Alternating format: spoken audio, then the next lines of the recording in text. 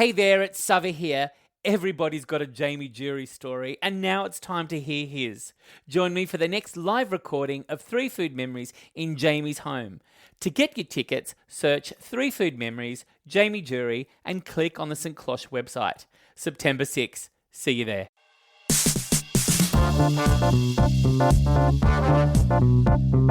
Starting with I do like this one. Sri Lankan McDonald's.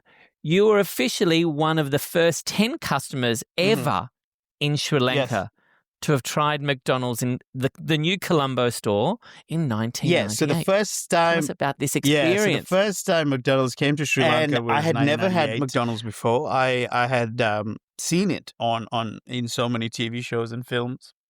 It been referenced, like there was a Macaulay Culkin film called not Little Rich, Richie Rich, and he had a McDonald's in his house, and I remember being like, oh my god, that looks so cool. And when I was driving past, and I could see we were driving home from school, and there were these posters of Ronald, and it just said coming soon, and my eyes lit up. It was crazy how it felt like Disneyland was being built in Sri Lanka. I was so excited. And this is where I see the signs of what would eventually become a food addiction or binge eating problem start. Because it wasn't just about, we get to go eat some delicious burgers. It's like, oh my God, this is happening.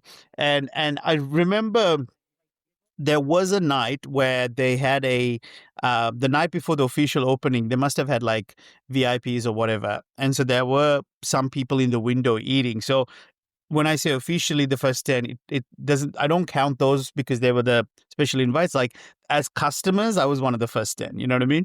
So I remember seeing that and I was telling Mom, I was like, Mom, I think they're open. We got to go. And Mom had to calm me down. So I should give context. 1998, I would have been 13 years old. So it's not like I'm like a 7-8-year-old brat either, but I'm also not not even close to being an adult. I'm not yet. I'm 40 now and I'm slowly starting to be an adult. And I remember losing my mind and asking Mom, can we stop and this and that? And she had to calm me down, saying, hey, it's just burgers, just relax. There's nothing, and she got, I guess, terrified about how much this monster came out of me that wanted to try it.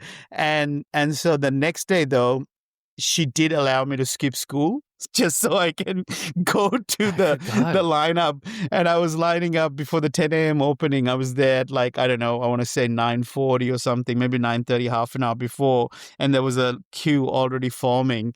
And unlike in Australia where you have these big, massive queues, in Sri Lanka, it's too hot to line up in the sun. So there's not many people who did it. But definitely, I would have said, maybe 7th in line. And Sav, here's what really annoys me. I go in and I order a Big Mac meal straight away. That was, no. Did you know what you were ordering? I knew I wanted to get a Big Mac meal, and if I had space, I would go back for a McChicken. That was the plan. I was a 13-year-old on a mission. We have teenagers like Greta Thunberg, trying to save the world at her age, whereas I was no, I know how to execute a McDonald's plan perfectly. So I got that. And I was just sort of so hoeing into the burger that I hadn't realized that they had started handing out T-shirts that said I was one of the first 100 customers or whatever. And I was just so obsessed with the burger that I missed out on the shirt. And so then by the time I'd actually gone to get the shirt, they said, oh, sorry, we'd given them all out. And I'm like, well, there's one person who clearly wasn't one of the 100 because they've taken mine. Whoever was 101 has just now got away with it, which was really frustrating. Because also I have no way of proving that I was one of these, because back then, if I had a phone, I would have taken a photo or a selfie of me in line or whatever.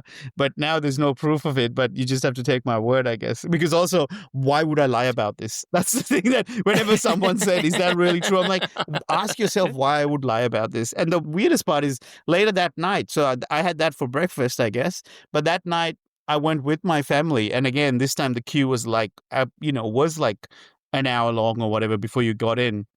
So much so that they had to take their order while you were in line. So as soon as you walked through the door, your burger was ready. And this time I went with McChicken meal and then a Big Mac chaser. Did it meet your expectation? That's a great question. Look, I think I had more of a Kool-Aid, drunk the Kool-Aid vibe, where I Right. think the marketing of the brand is so strong that it didn't matter whether it was good or bad or whatever. I was just so like, obsessed with the idea of eating McDonald's burgers. Because, you've just seen it so often being talked about and you never got a chance to experience it. And I think it did in that sense because the Big Mac sauce does have a distinct flavor, and so I think Mm, that mm. that definitely did hit the mark for me. Now we're back at the Yes. books on your second memory. So we're back to where your mother wanted you to be. Just get back on the books. Don't public Yeah. speak. Now, this second food memory is called Yeah. Baroffi. It's a horrible drink that you Yeah. invented. What is Baroffi? I think the clue is in the title itself, I think.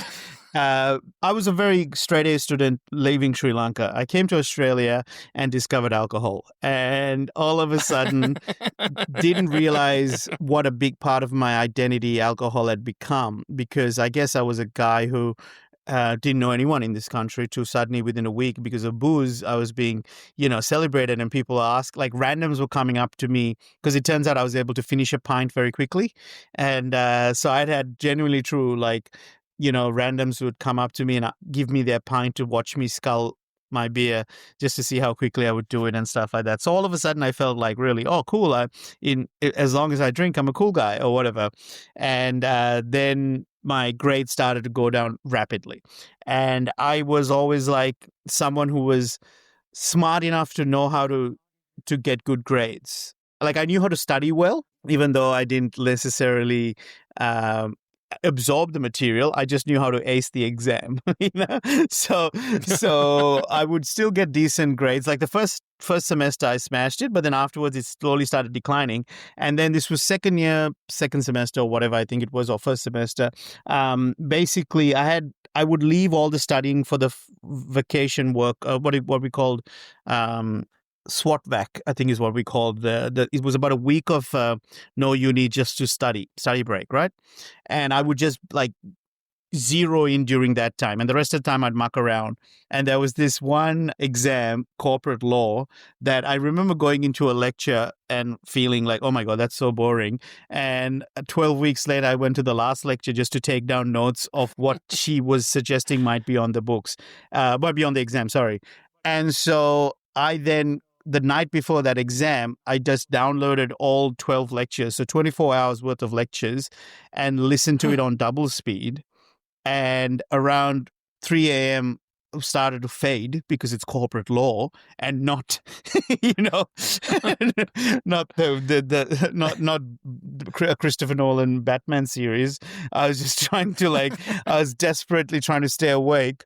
So I then decided to have a black coffee, but I thought, well, there's also Barocca that apparently gives you energy. Why don't I put a Barocca into the black coffee?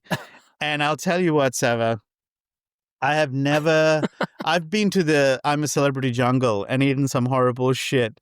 But the Baroffi is one of the worst concoctions because it froths. Like I tried it with milk coffee at first, and then obviously the milk, just all curdled and was gross.